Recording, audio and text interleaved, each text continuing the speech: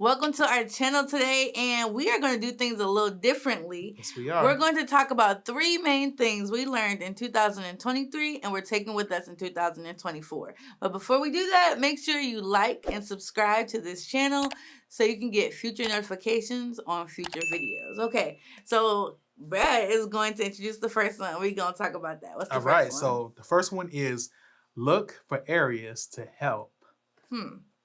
What do we mean by that? Look, I ain't gonna lie. I came up with that one. So we're gonna both just share our take on it. So for me, look for areas to help. You know how a lot of us ladies, we expect men to read our minds. Like, what's wrong with them? You know what I need. You know what I wanted.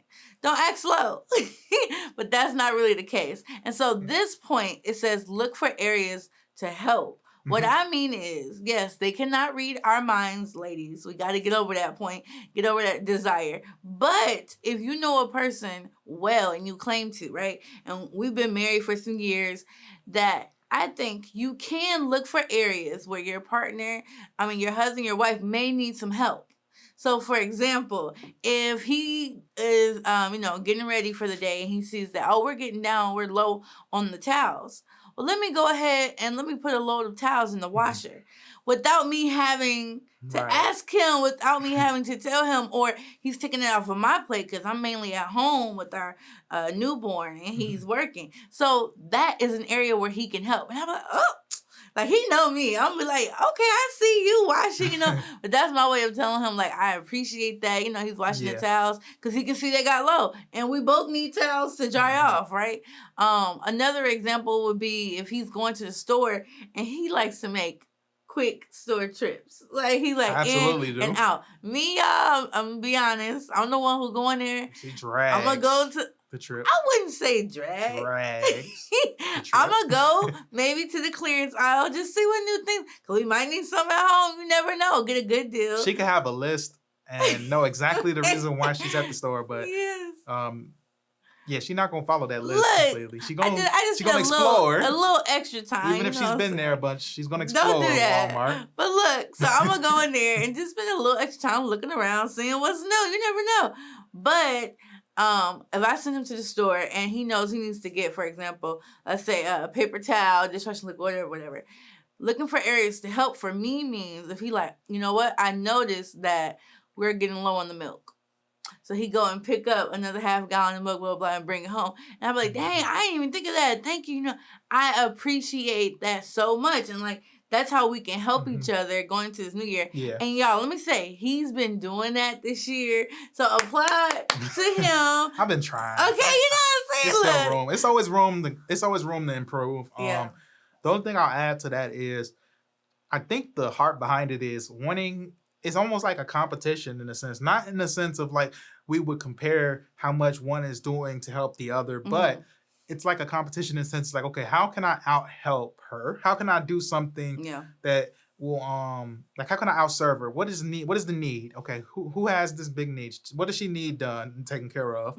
How can I out-serve her? How can I step up and do something that's going to make her life easier and give us, and here's the rationale behind it. It gives us time to spend more time with each other. It gives us time to focus on our relationship, our marriage, because we don't have all of these other things stressing. We don't have dishes. We don't have laundry. We don't have all these chores. We don't have all these responsibilities. She needs to get an oil change, so she's driving my car. Like, making life easier so that we don't have to have any distractions or things that take away or things that would just stress us out and make us more likely to argue. So that's point number 1. I like that. What's point number 2? Okay. So point number 2 is remember to take date nights. So remember to date the person you're with. So for us, being married, you get busy, right? Oh, yeah. Brad is out here working. He come home. He doing that. We taking care of other stuff. I'm taking care of the baby. Yep. Giving her naps, whatever. We have appointments, things like that. Life always is going to get busy. Life be life, huh? Exactly, right? And the thing is like, you just let the days pass. You're like, what? It's Thursday already? Like, it be like that sometimes, especially with the newborn baby. But what we realized is we were married first, right? We're our first ministry. And so we have to remember that we need to continue to date.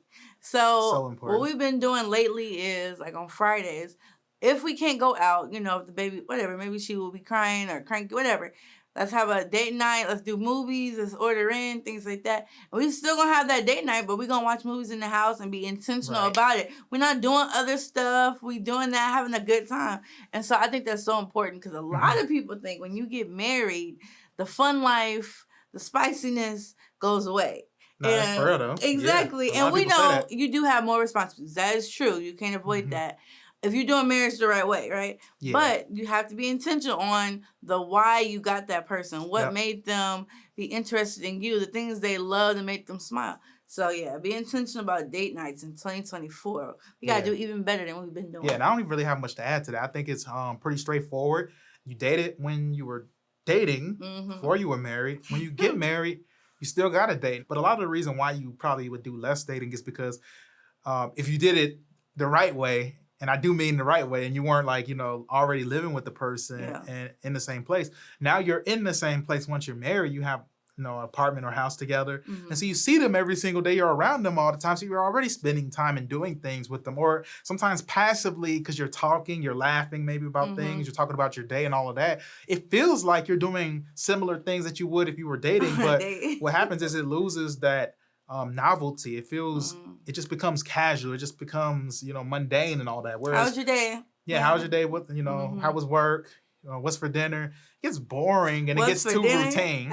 And I found that when your marriage becomes boring, that opens up doors for all type of different things. That's why people cheat and stuff, because their marriage became too complacent. It became too routine. It just felt like that's another job, another responsibility, which is why people change jobs sometimes, because they get bored and complacent and then they're just not enjoying it. Same thing can apply for marriage if you're not careful. So I agree with everything that you shared in this, but I just think that dating is important so that you keep things interesting. Yeah. Okay, and now our final point Our final point is we are still a team.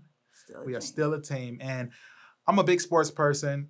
Some of my analogies are hit or miss, but I'm not going to do an analogy, but I'm going to say that when you think about teams are a lot harder to defeat than individuals. Think about the scripture. I think it says a threefold cord is uneasily broken. Yes. So just think about, a cord with one strand and one that's wrapped around with three. It's like thicker. It's harder to tear. Think about a rope versus, I don't know. A yarn. A yarn, for instance. It's a yarn. So when you have that team, it's a lot harder to take down multiple people that are united. See, sometimes you have a team, but they're full of individuals. So in marriage, a lot of times you can have, teamwork. You can have a team in being united with a person. But if you're both living individual lives, you're not together in your decisions.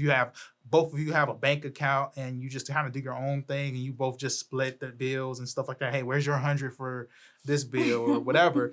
And I'm not trying to knock people that do that. I don't agree with that approach, but it doesn't mean it's necessarily wrong. But I'm speaking about that to say, if you're divided on every single thing, if you're an individual on decisions, big decisions, big purchases, all of these different things, decisions with your children, decisions on your job. There's so many factors that you have to be united in. And a lot of marriages fall apart and start to become frail and fracture because, at least from my perception, what I see is you have a lot of people that are operating as individuals. The biggest thing that I would say about marriage is you want to work together to build something with someone. You could be single if you want to be an individual. You don't have to get married. And that's something that I think a lot of guys have to consider.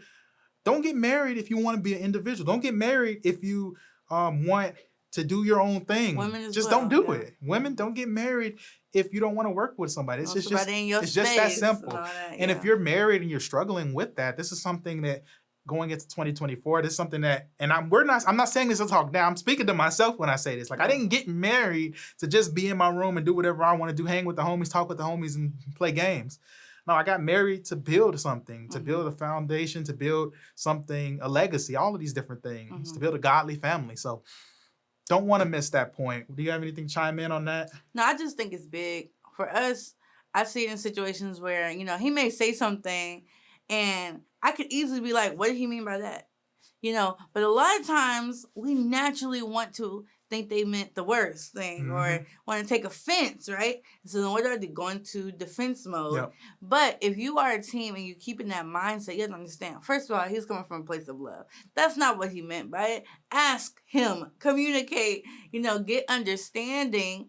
And if he said something that he didn't mean to say that did hurt your feelings or whatever, talk about it. Don't be defensive, but just let him know, like, dang, I didn't expect you to say something like that. Let him know it hurt you, whatever. And so that was just a lesson for me. And just like, we're a team. And so we're not thinking that the other person is making some poor decision on purpose, things like that, whatever it may be. But talk about it, discuss it, because it's y'all against the world. Other people going to try to find reasons for y'all not to work or problems, whatever. So the least you can do is make sure you on the same page with your other half.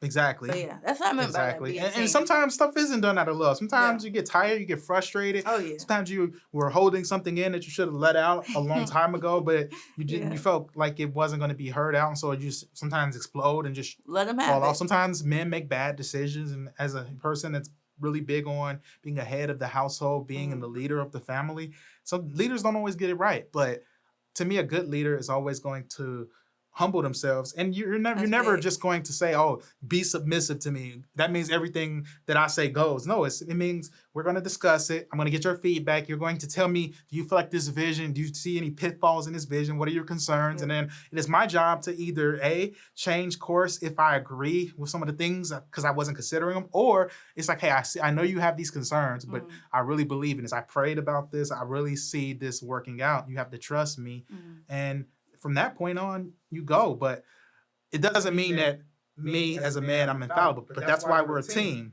And if we're really a team, her input matters, my input matters, our input together matters even more than that. We can both have our individual opinions, but we have to come together in agreement on it. So those are our 3 things that we think would be helpful to you all going into 2024 when it comes to relationships and marriage. And we know for a fact, just from our own experience in implementing these things, that if you follow them, it would be beneficial to you. So let us know what you think in the comments. But before you head out, make sure you like this video, subscribe to the channel if you're not already subscribed, then hit that notification bell so you don't miss out on any future videos.